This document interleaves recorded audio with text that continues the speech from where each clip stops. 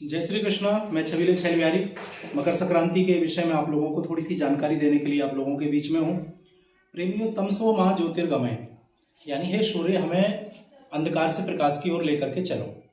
देखिए, ज्योतिष शास्त्र के अनुसार जब सूर्य धनु राशि से मकर राशि में प्रवेश करते हैं तो इसे मकर संक्रांति कहा जाता है। मकर संक्रांति का हमारे सनातन धर्म में बड़ा महत्व है।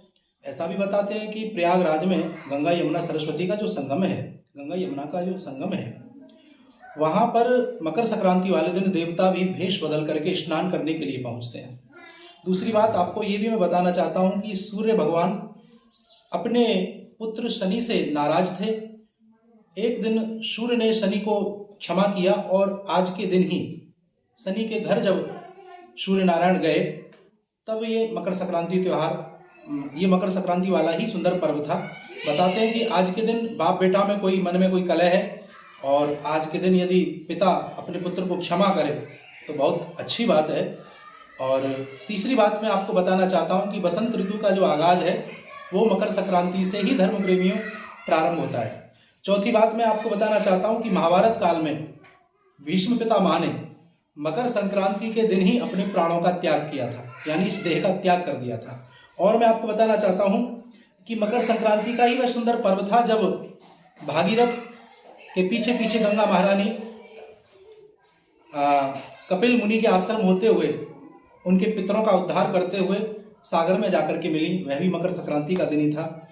और ऐसा भी बताते हैं मकर संक्रांति के महत्व के बारे में कि जो आज के दिन यानी कि मकर संक्रांति के दिन अपने प्राणों को त्यागता है, शरीर का त्याग करता है, उसे दोबारा शरीर धारण करने की आवश्यकता नहीं पड़ती।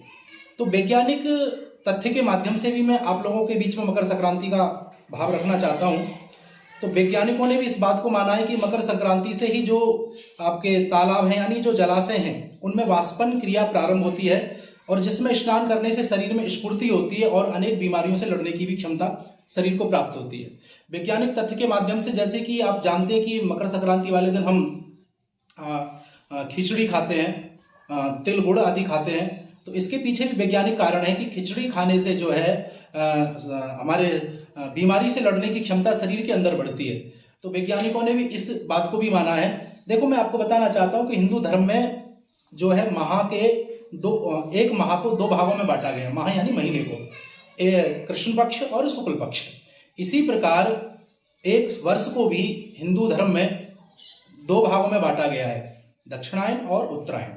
यानी कि जब सूर्य पृथ्वी की परिक्रमा करता हुआ थोड़ा सा उत्तर दिशा की तरफ जब झुकता है तो उसी को उत्तरायण कहते हैं। और इस उत्तरायण को बड़े सुंदर भाव से हमारे भारतवर्ष में मनाया जाता है। उत्तर प्रदेश में इसे मकर संक्रांति कहा जाता है, गुजरात में उत्तरायण कहा जाता है, पंजाब में इसे लोहड़ी कह देते हैं, उत्तराखंड में उत्तरायणी कह देते हैं, केरल में आपका पोंगल बोल देते हैं, गढ़वाल में खिचड़ी संक्रांति बोल देते हैं। तो अब मैं बात करता हूं कि हम मकर संक्रांति मनाएं कैसे। तो मकर संक्रांति हमें मनाना चाहिए सूर्योदय से पहले हमें स्नान कर लेना, इस बात का विशेष ध्यान रखें। और सूर्य को अर्घ्य जरूर दीजिएगा। कुछ लाल या तो आप लाल कोई रोली है या कोई लाल पुष्प है, उस जल में आप डाल लें और फिर सूर्य को अर्घ्य दें। फिर इसके बाद खिचड़ी खाने का भी विशेष महत्व। और छोटे छोटे बच्चों को पहले आप खिचड़ी खिलाएं, तिल का दान करें, गुड़ का दान करें, कंबल का दान करें, वस्त्रों का दान करें और ज़रूरतमंदों के बीच में जाकर के आप मकर संक्रांति को जरूर मनाइएगा।